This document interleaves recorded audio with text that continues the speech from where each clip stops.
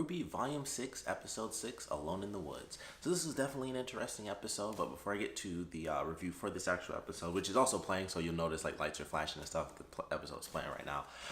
Genlock has an official release date. That may have been old news for some of you guys. I don't follow info on Rooster Teeth. I really just watch RWBY. So it's kind of cool. We got a release date for that coming out January 26th. Unfortunately, that's terrible timing because Resident Evil 2 comes out the day before that. And I don't know if that's like a super odd coincidence or they did that on purpose or what. But I was like, it's super weird that the release date was put on the front of this episode, which was like the super creepy episode. And it happens to come out like the day after the Resident Evil 2 remake. Might be a coincidence. It might be ironic. I don't know. Maybe they did it on purpose. It is Rooster Teeth. I wouldn't be surprised because they make nerdy stuff, so it wouldn't surprise me if they did that on purpose. But I was like, man, it sucks because it might take me a minute to watch that because Resident Evil 2 remake comes out, and that's all I'm gonna focus on. But this episode was really good, super creepy. Of course, speaking of Resident Evil, when they got to the end, that's all I could think of. It made me think of Resident Evil 2 actually because they were like actually in tunnels and stuff. So I was like, all I can think of is Resident Evil 2 because these things look like a pack of zombies, even though of course the apathy are grim. But all I could think of was zombies. Like it was a group of slow moving zombies, except they had this piercing scream that would drain you of your will to go on. And I thought that was super cool. Like when it was revealed exactly what they were, it was awesome. I thought it was really, really good. Like going through, I'd say it starts up officially, they get outside and then Ruby drops the lantern by accident because she sees one of the eyes. And it starts like right in the middle pretty much. That's when things kind of kick up where it's like something's obviously weird. Something's weird. Like everyone wakes up, it's like, all right, I guess it's time to go. Crow oversleeping. We saw that he added 2 extra bottles to his drinking that night. So it's like, all right, it makes sense that he would oversleep, stuff like that. So everyone gets up and then they go outside. And it's like, all right, well, it's time to go. We got to get Crow. Oh, his ability, caused them to have a flat tire. And then you start to see it's like really weird. Like Blake mentions like, man, maybe if we're all so tired, we should just stick around. And I was like, I don't know. It's like clearly I was like, this. It's not in the water. It's something in the air. And I guess technically it was. But it was really good. I was like, this is super weird. Like something clearly is happening to them because they're all getting super tired. And then they all kind of start teaming up on RWBY. And it's like, why do they brought it up before, but it was a much more toned down version, which makes sense now. And they're just like, why are we even bothering? What if we just kind of toss it down a well? It would, it might not even happen in our lifetime that Salem would find this thing. So it was really interesting seeing that play out. And then of course, RWBY snaps out of it because she's like, something was there. I didn't actually mean to drop it, and something freaked me out. So they go down. We find out what the apathy are because Maria's actually been reading the journal of the leader of this town, and she's been going through. And she gets to, the final book, and she must have been reading like crazy. Like she started the day before and she read through like 8 journals, which I thought was kind of funny. But she gets to it, and I guess she jumped down the well, at the same time. I guess no matter how old you are, you can take a drop because you have your aura, I guess. But she drops down the well, and she ends up helping them, and then they go into like the crazy first person mode where they're running through the tunnels and stuff like that. And someone mentioned in the comments during that section when they show like the random body that was on the ground, that was actually one of the people in the portraits from the last episode. So it must have been like someone that lived, I think, in the main house. So I was like, well, that's cool because I totally didn't notice that. I was like, I knew that there was a body there. I was like, that's interesting. There's some reason for there to be one body in there. But someone knew what it was for. So if you go back to the last episode, apparently that person was like the in-town huntsman, and they were in one of the portraits that they looked at in the last episode. So that's why that body was actually there. So they died off, obviously, and naturally the whole town did. Everyone went to sleep, and they just never woke up. And that's all there was to it. The apathy were eventually, joined. The 2 that the leader of the town took were eventually joined by the rest of their group, and they went into the tunnels, and they just happened to be sealed up before everything kind of happened, and then everyone just went to sleep. It was just like, there is no fear, there's no happiness, there's no nothing, and then they go to sleep, and then it's just like, well, why get out of bed? And that's why everyone is just dead and sleep. And it was just a really crazy reveal, which I thought was awesome. They get to the end, and naturally we get to see, eventually we get the reveal, which I think everyone knew at this point, but Maria knows about the silver eyes because she used to have them, so that's why she was able to help RWBY, which RWBY activates her power, once again, solely based on the fact that she was about to see someone die in front of her, which I was super curious. I was like, with these things doing what they do, what's the physical element of them killing somebody? Like, I was super curious. I was like, they're reaching down, are they going to, like, rip her head off or something crazy?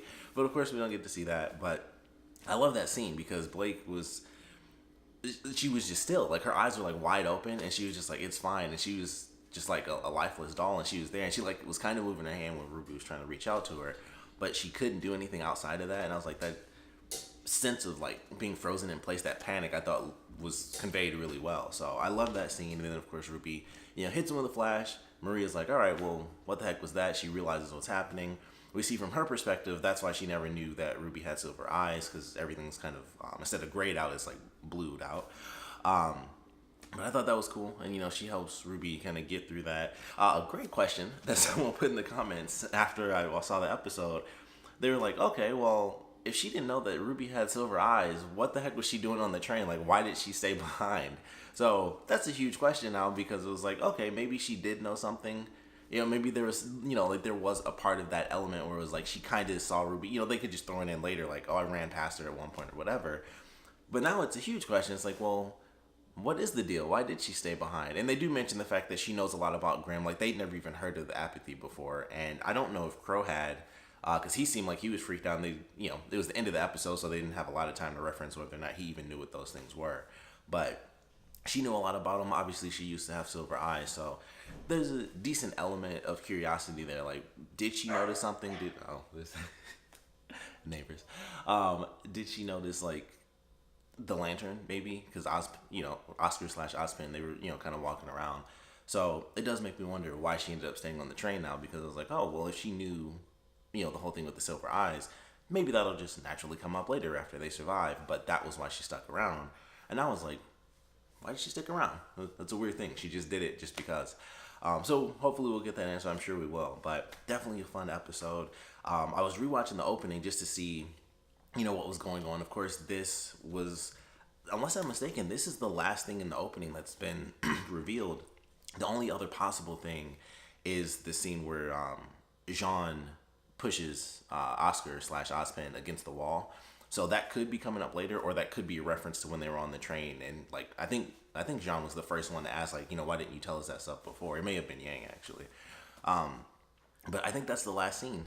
If that hasn't already technically happened in some way, shape, or form, that's the last scene to happen. Everything else we've seen in the opening has been officially revealed now, because this was the scene, or this episode was related to the two scenes with Crow drinking and the hands pulling him down. And then, of course, Ruby literally being in the tunnels and the hands coming out after her. So that was this episode. Of course, we've had all the scenes with the past. We've had Cinder in the last episode fighting in the bar. We had her, just naturally walking in the roads before. So we've had every sequence from the opening has officially happened now so far, except for possibly Jean and Oscar. So I thought that was super cool. Like, we've gone through the opening. We've gone through all the little reveals. I was trying to see if there's anything extra, like, kind of hidden in the background, but is Jean and Oscar, and whatever they're going to end up doing with Adam, technically, because we haven't actually seen them this volume yet. So that's pretty much it. Or I guess, did we? No, I'm thinking of his, like, character trailer I recently watched. So, or no, he was in the open. He was in, like, the first episode. He was in something. I don't remember anymore, but he did nothing. He was sitting in the chair and he was mad. So I can't remember if that was in his character trailer or if that was the actual volume. I think that was in his trailer, though.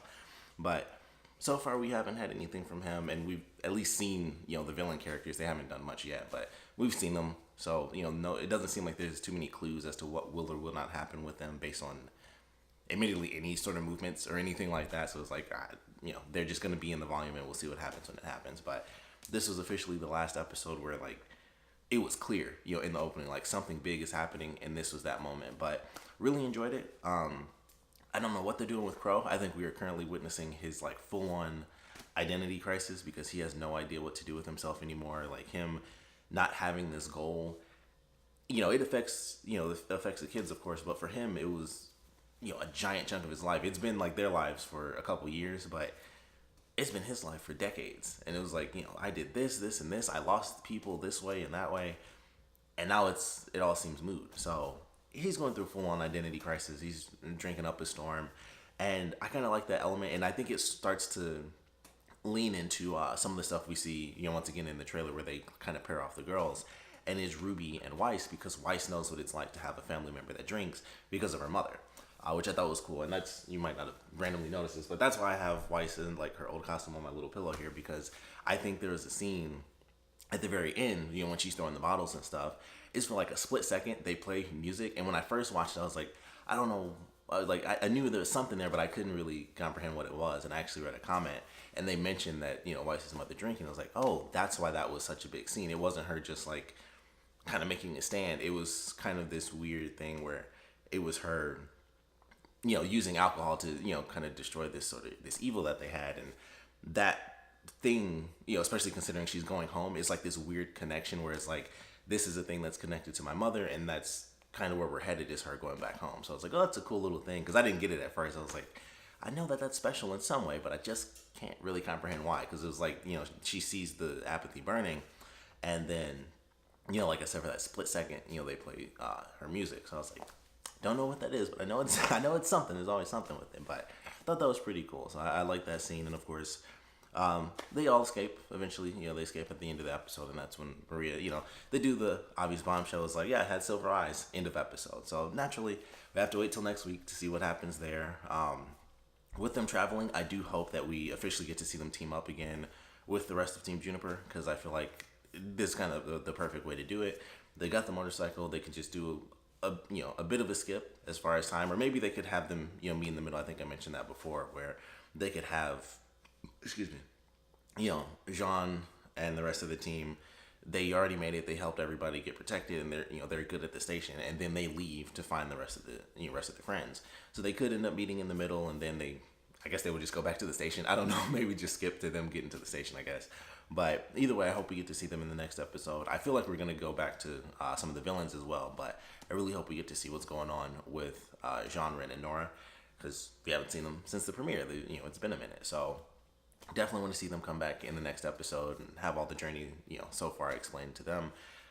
Figure out what's going on with them, because who knows what could be happening. It seems like it's probably simple that they made it, but with RWBY, anything random could happen. They know that they're, both sides of the villains know that they're headed to Atlas, so who knows? We haven't seen anybody get dispatched just yet by Salem, but we might get to see Jean, Ren, and Nora have to do their own fight before they even get to team up with everybody else. But all in all, fun episode no matter what. Naturally, we'd love to know what you guys thought about this one, so please put your comments down in the comment section below. Let me know your favorite parts about it, least favorite parts about it.